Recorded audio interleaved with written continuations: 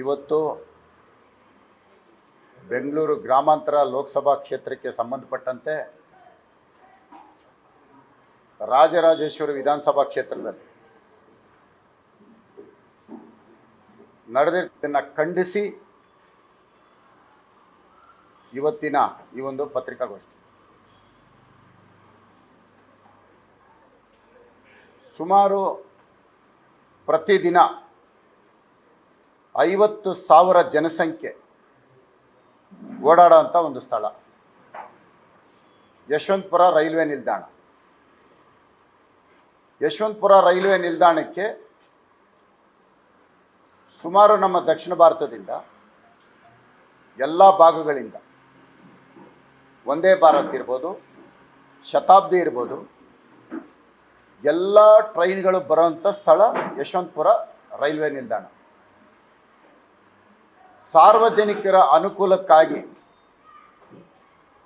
ಕಳೆದ ನಮ್ಮ ಸರ್ಕಾರದಲ್ಲಿ ಯಾರಿಗೂ ಸಹ ರೈಲ್ವೆ ಸ್ಟೇಷನ್ಗೆ ಹೋಗೋಂಥವ್ರಿಗೆ ತೊಂದರೆ ಆಗದಿರೋ ರೀತಿಯಲ್ಲಿ ಒಂದು ರಸ್ತೆನ ನಿರ್ಮಾಣ ಮಾಡಿ, ವ್ಯಾಪಾರ ಮಾಡೋರಿಗೂ ತೊಂದರೆ ಆಗಬಾರ್ದು, ವಾಹನಗಳಲ್ಲಿ ಸಂಚಾರ ಮಾಡೋರಿಗೂ ತೊಂದರೆ ಆಗಬಾರ್ದು ಅನ್ನೋ ಉದ್ದೇಶದಿಂದ ಮಾಡಿದ್ದಂಥ ಒಂದು ರಸ್ತೆ. ಹಾಗೂ ಪಕ್ಕದಲ್ಲೇ ಇರ್ತಕ್ಕಂತಹ ಒಂದು ಆಸ್ಪತ್ರೆ, ಹೆರಿಗೆ ಆಸ್ಪತ್ರೆ ಹಾಗೂ ಕೋವಿಡ್ ಆಸ್ಪತ್ರೆ, ಸುಮಾರು ಈಗಾಗಲೇ ಒಂದು 2-3 ವರ್ಷಗಳಿಂದ, ಸುಮಾರು 3 ವರ್ಷದ ಮೇಲೆ ಯಾರಿಗೂ ತೊಂದರೆ ಇಲ್ಲದಿರ್ತಕ್ಕಂಥ ಒಂದು ರಸ್ತೆಗಳು. ಸಾರ್ವಜನಿಕರು ಸಹ ಭಾಳಷ್ಟು ಮೆಚ್ಚುಗೆನ ವ್ಯಕ್ತಪಡಿಸಿದ್ರು. ತುಂಬ ಒಳ್ಳೆ ಕೆಲಸ ಆಗಿದೆ, ರೈಲ್ವೆ ಸ್ಟೇಷನ್ಗೆ ಹೋಗಬೇಕು ಅಂದರೆ ನಾವು ಒಂದು 5 ನಿಮಿಷದಲ್ಲಿ ಹೋಗ್ತಾ ಇದ್ದೀವಿ, ಯಾರಿಂದನೂ ತೊಂದರೆ ಇಲ್ಲ. ಸುಮಾರು ಆ ಭಾಗದಿಂದ ಇನ್ನೊಂದು ವಾರ್ಡ್ಗೆ ಸಂಪರ್ಕ ಕಲ್ಪಿಸ್ಬೇಕು ಅಂದರೆ ಪ್ರತಿದಿನ 2 ವಾರ್ಡ್, ಯಶವಂತಪುರ ಮತ್ತು JP ಪಾರ್ಕು ಮತ್ತು ಜಾಲಹಳ್ಳಿ, 3 ಭಾಗಕ್ಕೂ ಕನೆಕ್ಟ್ ಆಗೋಂಥ ಒಂದು ಸ್ಥಳ.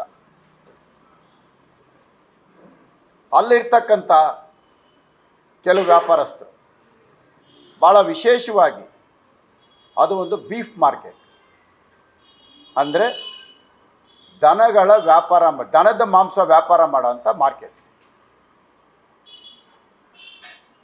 ಲೋಕಸಭಾ ಸದಸ್ಯರಾಗಿದ್ದ DK ಸುರೇಶ್ ಅವ್ರನ್ನ ಆ ವ್ಯಾಪಾರ ಮಾಡೋರೆಲ್ಲ ಒಂದು ತಪಾಸಣೆ ಕರೀತಾರೆ. ನಮ್ಮ ವ್ಯಾಪಾರಕ್ಕೆ ಇಲ್ಲಿ ತೊಂದರೆ ಆಗಿದೆ, ಇಂದಿನ BJP ಸರ್ಕಾರದಲ್ಲಿ ನಮಗೆ ರಸ್ತೆ ಮಾಡಿ ವ್ಯಾಪಾರ ಆಗ್ತಾ ಇಲ್ಲ, ಹಾಗಾಗಿ ಇದನ್ನು ತೆರವುಗೊಳಿಸ್ಕೊಡಿ ಅಂತ ಭಾಳಷ್ಟು ಜನ ದನದ ಮಾಂಸ ವ್ಯಾಪಾರ ಮಾಡೋಂಥವ್ರು ಭೇಟಿ ಮಾಡ್ತಾರೆ. ಭೇಟಿ ಮಾಡಿದಂಥ ಸಂದರ್ಭದಲ್ಲಿ ಖುದ್ದು ಲೋಕಸಭಾ ಸದಸ್ಯರು ಅದನ್ನು ತಪಾಸಣೆ ಮಾಡ್ತಾರೆ. ತಪಾಸಣೆ ಮಾಡಬೇಕಾದ್ರೆ ಇವರ ವ್ಯಾಪ್ತಿ ಎಷ್ಟಿದೆ, ರಾಜರಾಜೇಶ್ವರಿ ವ್ಯಾಪ್ತಿ ಎಷ್ಟಿದೆ, ಎರಡನ್ನೂ ಸಹ ಗಮನಿಸಲ್ಲ. ಭಾಳ ವಿಶೇಷವಾಗಿರ್ತಕ್ಕಂಥ ಒಂದು ರಸ್ತೆ ಅಂದರೆ ರೈಲ್ವೆ ಸ್ಟೇಷನ್ಗೆ ಒಳ ಪ್ರವೇಶ ಮಾಡೋದು ಮಲ್ಲೇಶ್ವರಂ ವಿಧಾನಸಭಾ ಕ್ಷೇತ್ರ, ಹೊರಗಡೆ ಬರುವಂಥದ್ದು ರಾಜರಾಜೇಶ್ವರಿ ವಿಧಾನಸಭಾ ಕ್ಷೇತ್ರ. ಮಲ್ಲೇಶ್ವರಂ ವಿಧಾನಸಭಾ ವ್ಯಾಪ್ತಿಗೆ ಒಳಪಡತಕ್ಕಂಥ ರಸ್ತೆನ ಏನು ನಿರ್ಮಾಣ ಮಾಡಿದ್ವಿ ಸಾರ್ವಜನಿಕರಿಗೆ ಅನುಕೂಲ ಆಗೋದಕ್ಕೆ, ಬೆಂಗಳೂರು ಗ್ರಾಮಾಂತರ ಲೋಕಸಭಾ ಸದಸ್ಯರು ಅದನ್ನು ತಪಾಸಣೆ ಮಾಡಿ ಕೂಡಲೇ ಅದನ್ನು ದನದ ಮಾಂಸದ ವ್ಯಾಪಾರ ಮಾಡೋರಿಗೆ ಅನುಕೂಲ ಮಾಡಿಕೊಡಿ ಅಂತ ಹೇಳಿ ಒಂದು ಮೌಖಿಕವಾಗಿ ಆದೇಶ ಕೊಡ್ತಾರೆ. ಆದೇಶ ಕೊಟ್ಟಂಥ ಸಂದರ್ಭದಲ್ಲಿ ಅಧಿಕಾರಿಗಳು ಅದನ್ನು ಪಾಲಿಸೋದಕ್ಕೆ ಆಗೋದಿಲ್ಲ. ಇದು ತಪ್ಪಾಗತ್ತೆ, ಇದು ಆಸ್ಪತ್ರೆಗೆ ಹೋಗುವಂಥ ಸ್ಥಳ, ಸಾರ್ವಜನಿಕರು ಸುಗಮವಾಗಿ ಸಂಚಾರ ಮಾಡುವಂಥ ಸ್ಥಳ, ಇದನ್ನು ಮಾಡೋದಕ್ಕೆ ಬರಲ್ಲ ಅಂತೇಳಿ ಅಧಿಕಾರಿಗಳು ಭಾಳ ಸ್ಪಷ್ಟವಾಗಿ ಇದನ್ನು ನಿರಾಕರಿಸ್ತಾರೆ. ಇದಾದ ಮೇಲೆ ಇದು ಹಾಗೆ ಇರುತ್ತೆ, ಇದು ಅಕ್ಟೋಬರ್ ತಿಂಗಳಲ್ಲಿ ತಪಾಸಣೆ ಮಾಡ್ತಾರೆ. ಚುನಾವಣೆ ಘೋಷಣೆ ಆದಮೇಲೆ ನೀತಿ ಸಂಹಿತೆ ಏಕಾಏಕಿ ಯಾರು ದನದ ಮಾಂಸದ ವ್ಯಾಪಾರ ಮಾಡ್ತಾ ಇದ್ರೋ ಅವರೇ ಖುದ್ದಾಗಿ ಯಾವುದೇ ಅಧಿಕಾರಿಗಳಿಲ್ಲದೆ ಯಾರ ಗಮನಕ್ಕೂ ತರದೆ ಅದನ್ನು JCB ಮಿಷಿನ್ಗಳಲ್ಲಿ ಒಡೆದಾಕ್ತಾರೆ. ಒಬ್ಬ ಅಧಿಕಾರಿನೂ ಇಲ್ಲ. ಒಡೆದು ಇವತ್ತು ಅದನ್ನು ಅಲ್ಲಿರ್ತಕ್ಕಂಥ ಕಬ್ಬಣದ ಸಾಮಗ್ರಿಗಳೇನಿತ್ತು ಅದನ್ನು ನಿನ್ನೆ ಕಳ್ಳತನ ಮಾಡ್ಕೊಂಡೋಗಿ ಮಾರಾಟ ಮಾಡಿದ್ದಾರೆ. ನಿನ್ನೆ ಒಂದು ಅಧಿಕಾರಿ ಇಲ್ಲದೆ ಏಕಾಏಕಿ ಇಷ್ಟು ದೌರ್ಜನ್ಯ ಮಾಡ್ತಾ ಇದ್ರೆ, ಸರ್ಕಾರದ ಆಸ್ತಿ ನಷ್ಟ ಉಂಟು ಮಾಡಿದ್ರೆ ಬಹಳ ಸ್ಪಷ್ಟವಾಗಿ ಹೇಳ್ತಾ ಇದ್ದಾರೆ, ನಾವಿದನ್ನು ಒಡೆದಾಕಿದ್ರೆ ಕಾಂಗ್ರೆಸ್ ವೋಟ್ ಹಾಕ್ತೀವಿ ಅಂತ ನಾವು ಹೇಳಿದ್ವಿ, ಅದಕ್ಕೆ ನೀವು ಒಡೆದು ಬಿಡ್ರಿ, ಕಾಂಗ್ರೆಸ್ ವೋಟ್ ಹಾಕಿ ಅಂತ ನಮ್ಗೆ ಹೇಳಿದ್ದಾರೆ, ನಾವು ಹೊಡಿತಾ ಇದ್ದೀವಿ. ನಾಳೆ ದಿನ ಕಾಂಗ್ರೆಸ್ಗೆ ವೋಟ್ ಹಾಕ್ತೀನಿ ಅಂದರೆ ವಿಧಾನಸೌಧನ ಒಡೆಸೋದಕ್ಕೆ ಹಿಂದೆ ಮುಂದೆ ನೋಡಲ್ಲ. ಯಾಕಂದರೆ ಕಾಂಗ್ರೆಸ್ ವೋಟ್ ಹಾಕ್ತೀನಿ ಅಂತ ಅವ್ರು ಹೇಳ್ತಾರೆ. ವಿಧಾನಸೌಧದ ಮೇಲ್ಗಡೆ ಇರ್ತಕ್ಕಂಥ ಅಶೋಕ ಸ್ತಂಭನೂ ತೆಗೆದ್ರು ಆಶ್ಚರ್ಯ ಪಡಬೇಕಾಗಿದೆ. ಅದನ್ನು ಮುಂದಿನ ದಿನಗಳಲ್ಲಿ ಆಗ್ಬೋದೇನೋ ಅನ್ಸುತ್ತೆ. 50,000 ಜನ ಓಡಾಡೋ ಅಂಥದ್ದನ್ನ ಹೊಡೆದಾಕ್ಸ್ತಾರಲ್ಲ ಒಂದು ಓಟ್ಗೋಸ್ಕರ, ಎಷ್ಟು ಸರಿ?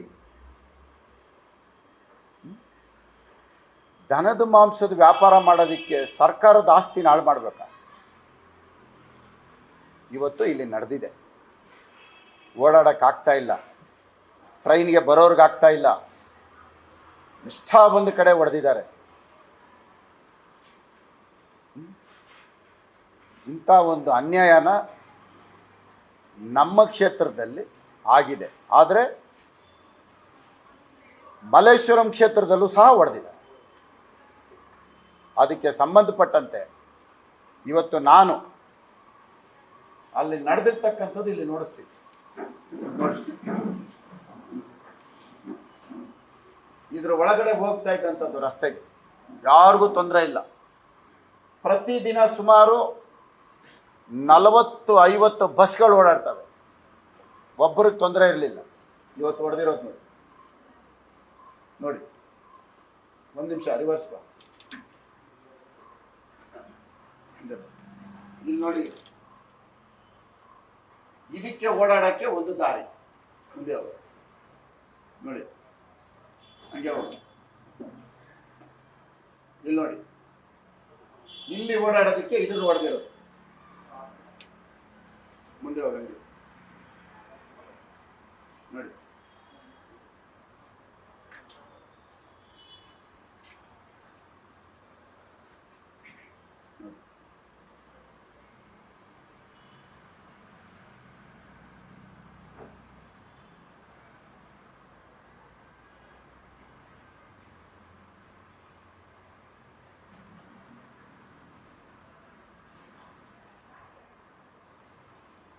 ಇವರು ನಿಂತ್ಕೊಂಡು ಹೊಡ್ಸಿರೋಂಥ ವ್ಯಕ್ತಿಗಳು ನೋಡಿ, ಇವರು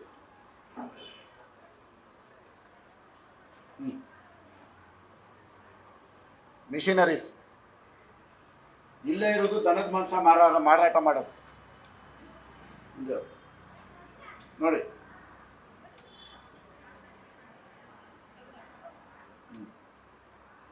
ನೋಡಿ, ಇದು ಹೊಡೆದ ಮೇಲೆ ಆನಂದವಾಗಿ ನಿಂತಿರೋಂಥ ಫೋಟೋ, ಹೊಡೆದಂಥ ವ್ಯಕ್ತಿಗಳು.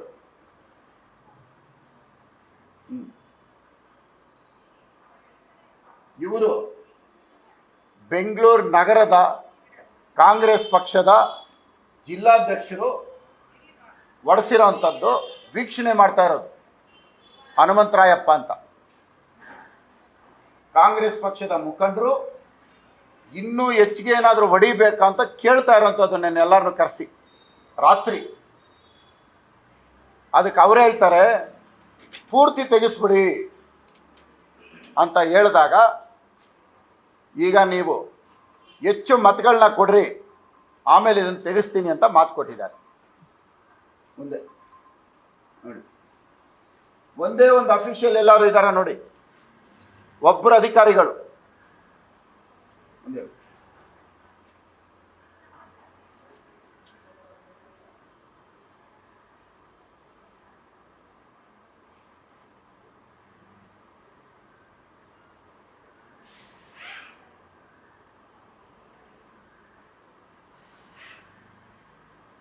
ನೋಡಿ, ನಿಲ್ಸೋ, ಬರ ಬರ ಇಲ್ಲ ಇಲ್ಲೇ ಬರ. ಮಸೀದಿಗೆ ಹೋಗಿ ನಮಾಜ್ ಮಾಡಿ ಹನುಮಂತರಾಯಪ್ಪ ಇದನ್ನು ಒಡಿಸ್ಕೊಡೋದಕ್ಕೆ ಮಾತು ಕೊಟ್ಟು ಬಂದು ಒಡಿಸಿರೋದು. ಮಸೀದಿಗೆ ಹೋಗಿ ನಮಾಜ್ ಮಾಡ್ಕೊಂಡ್ಬಂದು ಇದನ್ನು ಒಡಿಸೋದು ನಮ್ಮ ಜವಾಬ್ದಾರಿ, ನೀವು ಕಾಂಗ್ರೆಸ್ ಪಕ್ಷಕ್ಕೆ ಓಟ್ ಹಾಕಿ ಅಂತ ಹೇಳಿರೋವಂಥದ್ದು ನೋಡಿ.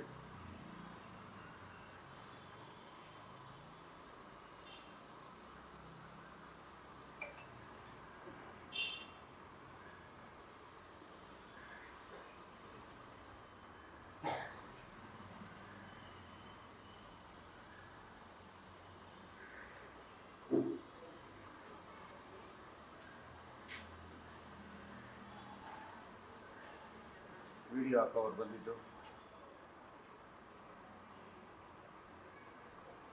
ಇದು ಅಕ್ಟೋಬರಲ್ಲಿ ಇನ್ಸ್ಪೆಕ್ಷನ್ ಮಾಡೋದು. ಅಕ್ಟೋಬರಲ್ಲಿ ಇನ್ಸ್ಪೆಕ್ಷನ್ ಮಾಡಿ ಹೊಡಿತೀನಿ ಅಂತ ಮಾತು ಕೊಟ್ಟಿದ್ರು. ಹೊಡೆಯೋದಕ್ಕೆ ಅಧಿಕಾರಿಗಳು ಒಪ್ಪದೇ ಇದ್ದಾಗ ಚುನಾವಣೆ ಸಂದರ್ಭದಲ್ಲಿ ಹೊಡೆಸ್ಕೊಡೋದು. ಚುನಾವಣೆ ಸಂದರ್ಭದಲ್ಲಿ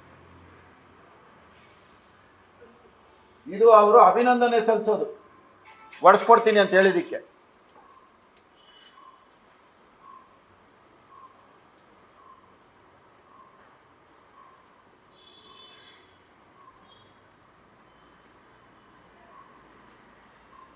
ಬಿಡು ಬಿಡು ಸಾಕು ಬಿಡು. ಈ ರೀತಿಯಾಗಿ ರೈಲ್ವೆ ಸ್ಟೇಷನ್ ಹೋಗೋವ್ರಕ್ಕಿಂತ ಅಲ್ಲಿರ್ತಕ್ಕಂಥ ಅನುಕೂಲವಾಗಿದ್ದಂಥದ್ದು ಈ ರೀತಿ ಮಾಡ್ತಾರಲ್ಲ ಓಟ್ಗೋಸ್ಕರ, ಇದು ಎಷ್ಟು ಮಾತ್ರ ಸರಿ? ಇದು ಒಂದು ಧರ್ಮನ ಓಲೈಕೆ ಮಾಡೋದಕ್ಕೆ ಸಾರ್ವಜನಿಕ ಇಡೀ ದಕ್ಷಿಣ ಭಾರತದಲ್ಲಿ ಓಡಾಡೋಂಥ ಜನ ಅಲ್ಲಿರೋಂಥದ್ದು. ಒಂದೇ ಭಾರತ್ 2-3 ನಿಮಿಷ ಸ್ಲೋ ಆದರೆ ಟ್ರೈನ್ ಮುಂದಕ್ಕೆ ಹೋಗುತ್ತೆ. ಟ್ರೈನ್ ಯಾರಿಗೂ ಕಾಯಲ್ಲ. ಎಷ್ಟು ಜನಕ್ಕೆ ಅನಾನುಕೂಲ. ಇವತ್ತು ಇದನ್ನು ತಮ್ಮ ಮುಂದೆ ಮತ್ತು ರಾಜ್ಯದ ಜನತೆ ಮುಂದೆ ಇದನ್ನು ತಲುಪಿಸ್ಬೇಕು ಅನ್ನೋ ಉದ್ದೇಶ. ಅದೇ ರೀತಿ ಇವತ್ತು ಇಡೀ ಗ್ರಾಮಾಂತರದಲ್ಲಿ ಯಾರ್ಯಾರು ಭಾರತೀಯ ಜನತಾ ಪಾರ್ಟಿ ನ್ಯೂಸ್ ಫಸ್ಟ್ ನಿರ್ಭೀತಿಯಿಂದ ನಿಮ್ಮ ಪರವಾಗಿ.